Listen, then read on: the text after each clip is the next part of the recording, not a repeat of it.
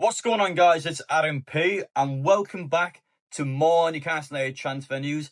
Finally, we have positive news to get into today. Finally, Newcastle United has good transfer news we can talk about. It's been a horrible summer, and it will continue to be rough heading into the season. But at least we do have positive news regarding Yoane Wissa. It looks like he will join Newcastle United, and we'll talk a lot more about Wissa in a bit. Of course, it's match day tonight at St James's Park. We are taking in, oh my god.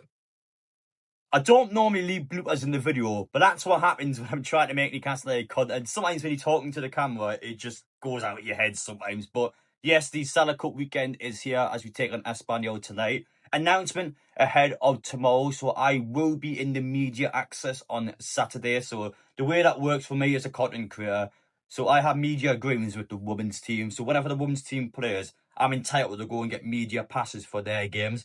Now, because they are playing, then the men's team's playing afterwards. My understanding is tomorrow, based on space inside the media areas, that we are allowed to stay and also watch the men's team, but not in an official capacity, if that makes any sense. So we're in the media area, but we're not allowed to ask anyhow questions. We're basically just watching it.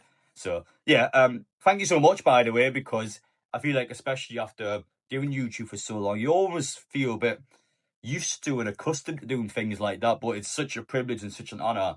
And it's moments like that you got to think about it. Like, I'm in the media area for a game against Atletico Madrid. Like, that's mental considering where I was 4 years ago, going full time after leaving university. And I've seen lovely messages, by the way, on Twitter towards me. So thank you so much for anyone that has been saying, very nice comments about me in social media. I don't need people to defend me. I don't need you guys to go away from this video and to start saying all these things about me in social media. Honestly, I do really appreciate your support. And throughout the summer, I know it's been hectic. I know it's been a lot going on, but I really do appreciate all you watch my videos. I'm glad that so many of you are enjoying the content and so many of you are able to walk away from this video taking information and just enjoying Newcastle United.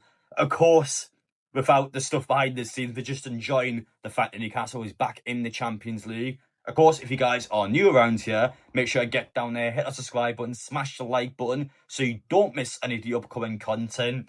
Sorry for the long intro, but I've got a few things I wanted to say there. But yes, I will be in the media access tomorrow for Newcastle United's games against Atletico Madrid and also Atletico Madrid women's team. Heading into the transfer news, we'll start off with Yoane Wissa, because it has been quoted by Craig Hope yesterday that Wissa will join Newcastle United in this transfer window. It's not an if, it's not a but, it's a when it will happen. At some point towards the end of this window, he will come in and he will be at least one of our new strikers. We need two, ideally, if Isak's going to go out the door.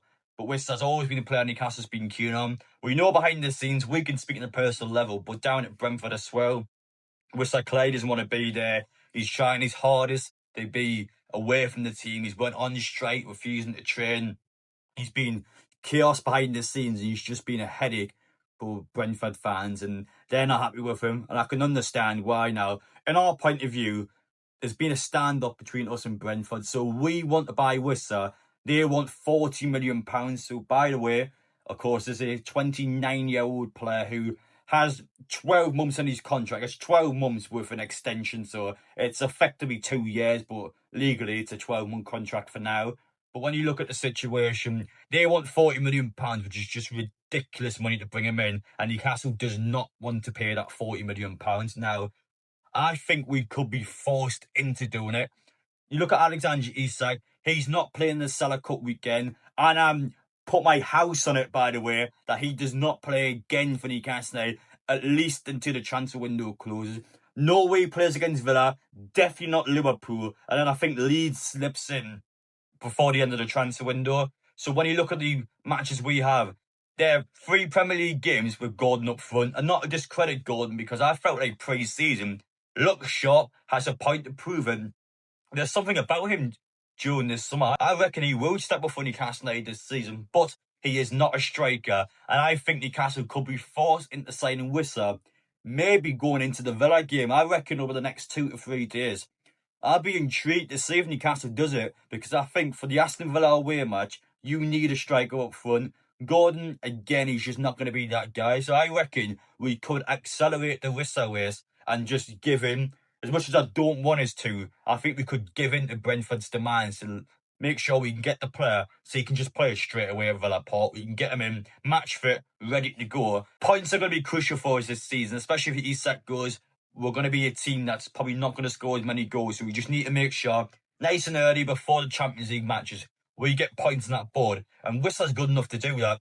He's good enough to do that, and I reckon Newcastle, as much as we don't want to pay £40 million, I think we could be forced into doing it. I don't think we have time on our hands anymore. As for Nicholas Jackson, he has been the most linked striker to Newcastle United, and we have a new problem here because Wissa and Jackson both play in the African Cup of Nations. So if you bring both of these players in, you won't even have them at Christmas time. But Nicholas Jackson has been the most linked player to Newcastle. Yesterday, it was reported by Sky Sports Germany that Bayern Munich wanted to get him from Chelsea.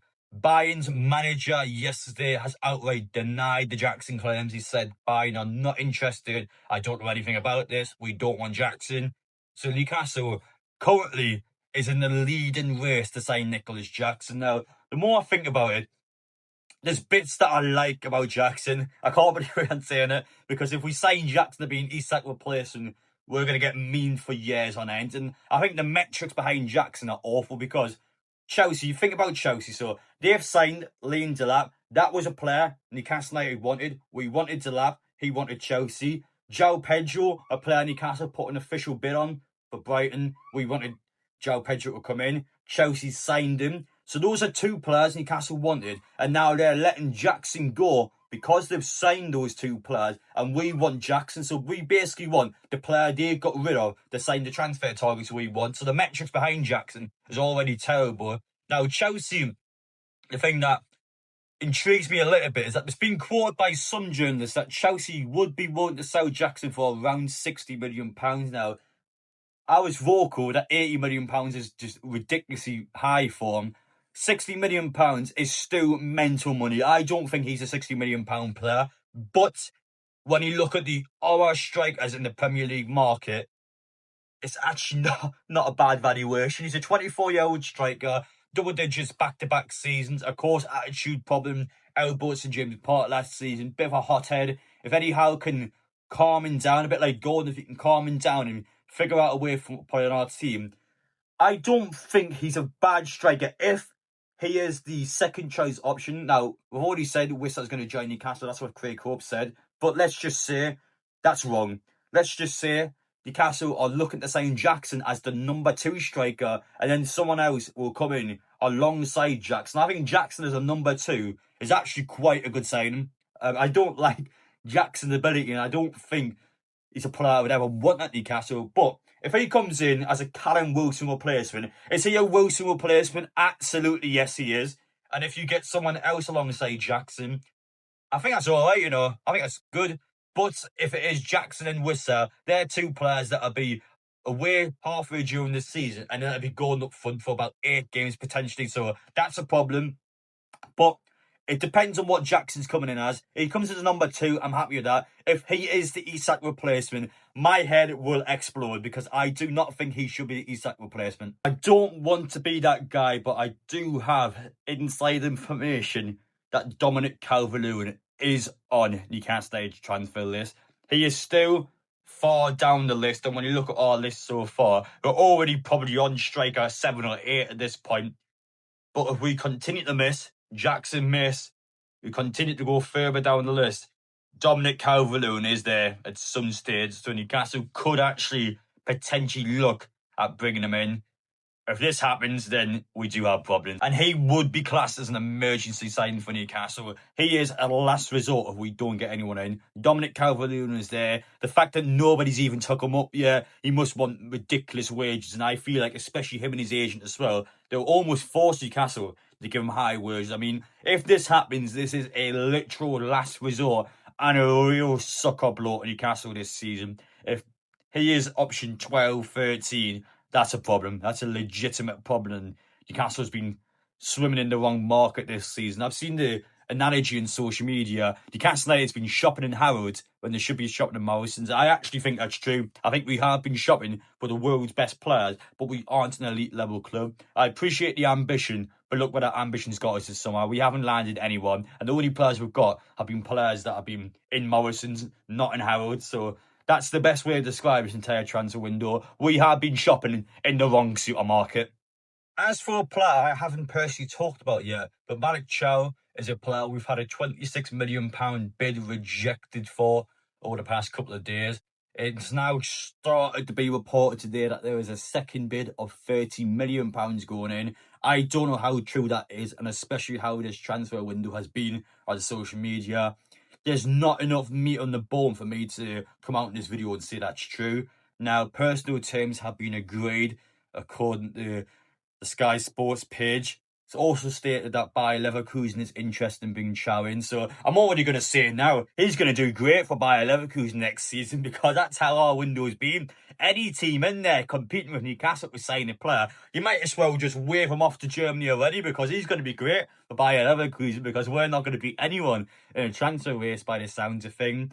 Now, the centre-half situation's a bit weird, because we've been linked heavily to Scalvini about a good 2 months ago now, and then that one's quieted down. So there'll be nothing said since. The player seemed keen on joining Newcastle. We'd never really officially put a bid in there. So I don't know if that was all social media noise, but when you look at the centre-half situation, it is an area we need to massively address, but just haven't been able to do it so far. Now, I don't know an awful lot about Chow, to be honest. I've always been the Tomori guy. I've always banged on about Tomori in the AC Milan back line. So ironically, the centre-half next to Tomori is the one that Newcastle's actually going for. But their backline's good. Milan's obviously dropped off quite a bit. No European football. So this is probably the summer window where you got a chance to kind of loot Milan a little bit. You can force players out of Milan. You'll be able to do well for us. So got Tonali from them, who has done wonders at Newcastle as well, especially any Milan player who has a potential link to Newcastle. I like to imagine that look at Tonali and go, well, hang on, he's done this at Newcastle. I want to join in. I want to try and do this as well in the Premier League. I've been surprised actually by almost the lack of movement outside the Premier League. Sasquatch and Sike, both of them have thrown everything out. But other than that, outside the Premier League, not been anything really. I'm surprised by that, because the market outside the Premier League, a lot easier to attract players. I almost wonder if Newcastle's scared to do it because teams in the Premier League are just going to come and take our transfer. We've already took massive hits across the market because our Premier League teams coming in and just snatching our players. So maybe in the last week of the window, Newcastle might then just go, well, you know what? Teams aren't going to come in now. We're just going to go out there and sign a shed ton of players. That's probably not going to happen, but I wonder why Newcastle hasn't been targeting players outside the Premier League, because I think there's a lot of good options out there, and they should be easier to bring in, especially in the Premier League. There's a massive influx of just price demands, the price being larger than what it would be in different leagues. It's just a massive tax towards Newcastle in the Premier League, and it's weird why we haven't targeted players outside the Premier League much, because I feel like that's a market we should be in. And finally, just further updates on Alexander Isak. He is now continuing to join the training ground after the players all go home. Eddie Howe is keeping him separate from the rest of the team, as he should, but nothing's changed since I've been there a couple of days ago. Still the same route. He goes in by himself, he goes out by himself. I'm livid with Isak. I continue to be livid with the player. It's entirely possible we could keep him this summer, so I'm not going to fully go in on him, because it's a potential possibility that we need to get this guy back on our side. But he is a big reason of why we are in this mess. He's a massive reason as to why we are struggling in this transfer window. He could have done this at the start of the window, could have got him out, could have got a lot of money for him, we could have solved this problem. But because it's happened towards the back end of this window, Newcastle's been stunned, Newcastle's felt let down from the player, and his actions have been disgraceful, really hard. And I will continue to state that I feel for Eddie Howe. I really feel for the manager, because he's got a player that's letting him down, and we've got a board behind him that I don't think's backed him properly. And Isak's the big problem, though. He's a massive problem for us, because he wants out. He's going to continue to work against Newcastle. He's just properly throwing the towel in, and he's not interested in sticking to Newcastle any longer. So for us, that's a massive headache and a massive problem to deal with. And that is seriously damaging Newcastle. It is seriously damaging us this summer. And it's a rough one. It's a rough one to recover from. But unless those replacements come in, you are not going anywhere. You're going to stay if we can't get those players in. So you can sit there, you can huff, you can puff all you want. But you're a big instigator. You could have done this nice and early and we would have sorted it out. Instead, you've disrespected the club. You went against Newcastle. And now you've got to wait for us to be sorted. So, yeah. He continues to be a problem as expected, but hope you guys have enjoyed watching. Take care. We will see you all later on today as we head to St James's Park for the return of Newcastle United.